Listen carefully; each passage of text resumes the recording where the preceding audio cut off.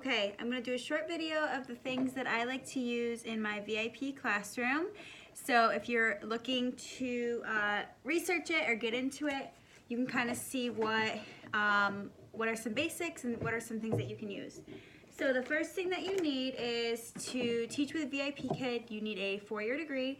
It can be in anything, it doesn't have to be in teaching, but you do need some type of teaching experience. So I have a bachelor's in counseling, but I have experience teaching Sunday school with kiddos, and I have children. So that counts as experience, so it's great.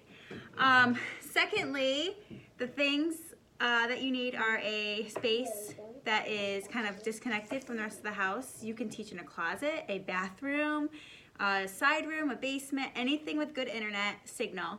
I was in my basement for a while, but now I'm up in our dining room, and this is my background. Super simple, super minimalistic. This is what they see usually, my students, when I'm teaching with them. I just have, it's blocked right now by a plant because I was just mopping, but teacher Shauna, and I have a calendar, and then just some cute little bunting, nothing crazy. Some people love to have like a traditional classroom, as far as they love the, decorating it for every holiday and every season. But that's just not me.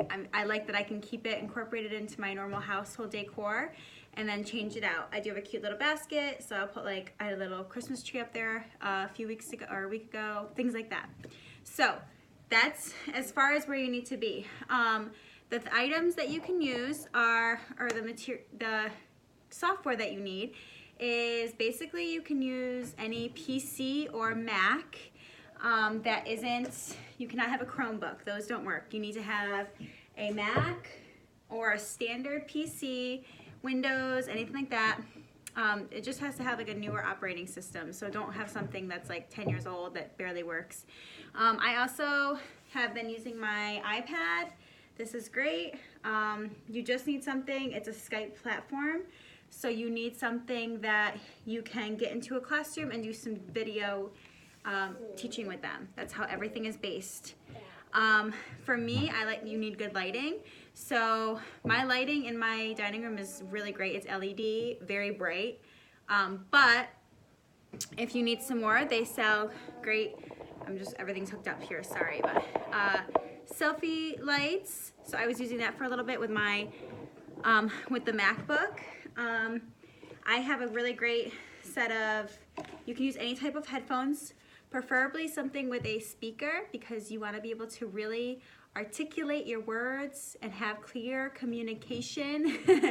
And you want to be able to hear your student. So some people don't use headphones to teach, but I want to be able to hear exactly what my student is saying, because that's what the platform's all about. All of these things, when I started VIP, I didn't really spend any money that I didn't want to. So they weren't selling me that I needed to go and have all these things and have a background that was this fancy thing. I kind of did more colorful background, a lot of props in the beginning, because I wanted, to pass all of my interviews. But now I'm very minimalistic, and I don't put any expenses into it. So when I first started, I bought a $20 pair of really cheap headphones. And I just recently upgraded to maybe a little bit more thicker quality, really good noise canceling as far as on my end. I didn't want to hear what was going on around me. And I was able to block out my family more, just in case any dogs bark, anything like that.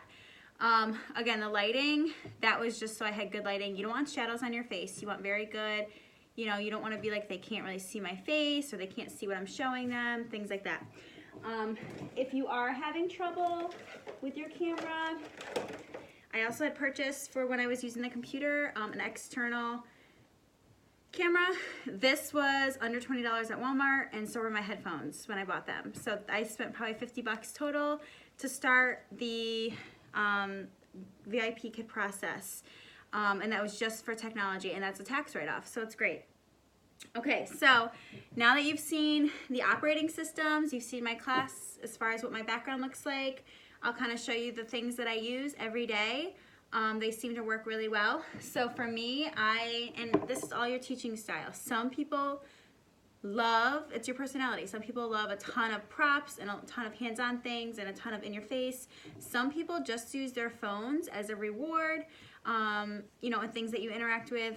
I love whiteboards. Mine are all dirty, but I have 2 or 3 really good whiteboards. They're not clean yet, but one is magnetic, which I love because I can take some of my props if I'm teaching little students, like young ones, you know, and just stick them on, or a star or things like that.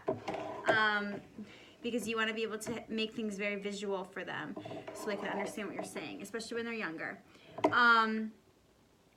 So this is my setup. I'm gonna do a second video to quickly show you my setup so I can flip my camera, and then we'll go from there.